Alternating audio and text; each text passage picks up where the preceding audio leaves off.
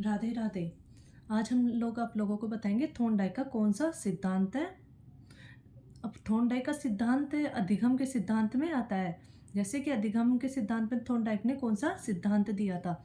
अब आते हैं अधिगम के सहचार्य का सिद्धांत किस किसने दिया था। थॉर्नडाइक ने, पोलोव ने, सीएल हल ने और स्किनर ने।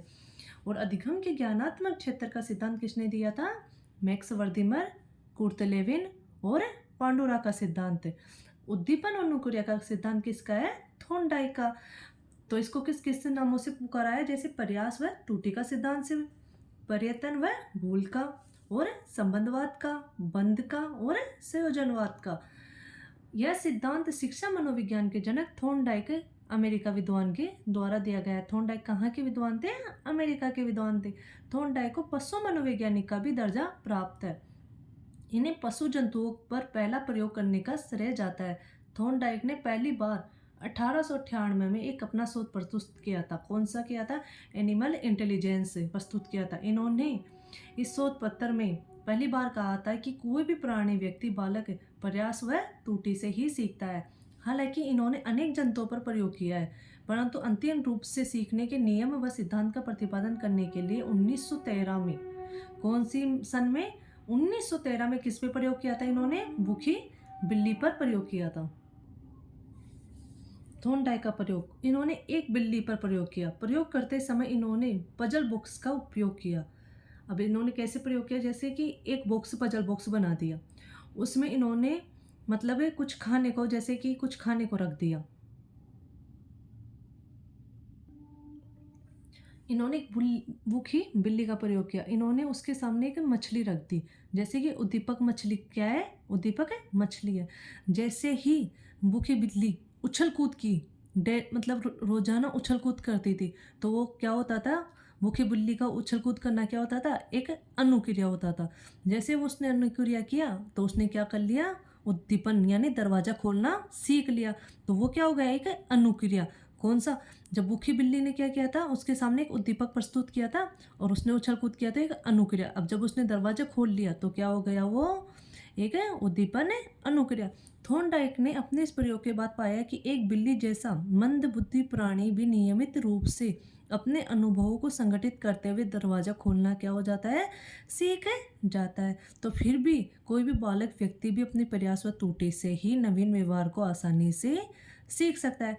थॉर्नडाइक ने अपने प्रयोग के सिद्धांत को निम्न नियमों के रूप में प्रस्तुत किया। प्रमुख नियम कौन सा है, मुख्य नियम कौन सा है। तत्परता का और अभ्यास का और प्रभाव का। अभ्यास का कौन सा नियम हुआ। उपयोग और अनुपयोग का नियम। और प्रभाव का संतोष और असंतोष का।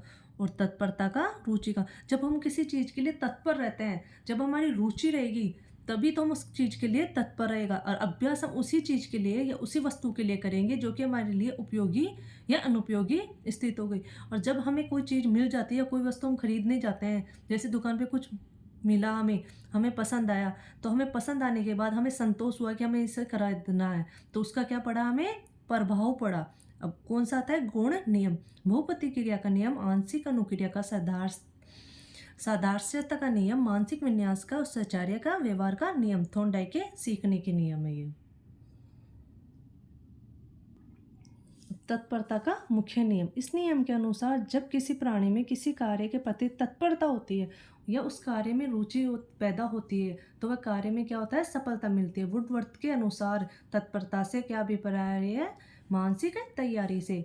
उपनियम क्या है, रुचि का नियम। उदाहरण, मजदूर को खेत पर भेजा जा सकता है बट काम करने के लिए बाध्य नहीं किया जा सकता। हम अगर उसकी रुचि काम करने की नहीं है तो हम उसको खेत पर तो भेज सकते हैं बट उसको बाध्य नहीं कर सकते। इस नियम के अनुसार यदि कमजोर से कमजोर प्राणी को भी व्यवहार को सीखने के लिए बार बार अभ्यास करवाया जाता है तो वह प्राणी उस व्यवहार को आसानी से सीख जाता है।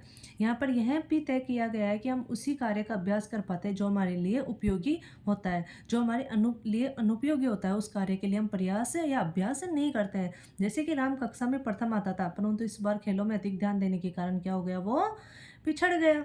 अब आते हैं प्रभाव का नियम। जब हम प्राणी के किसी कार्य को करते हैं तो उसके परिणाम जरूर ही आते हैं। जो परिणाम आते हैं वे हमारे ऊपर प्रभाव छोड़ते हैं। सकारात्मक परिणाम आने पर संतोष की एवं नकारात्मक परिणाम आने पर असंतोष की प्राप्ति होती है।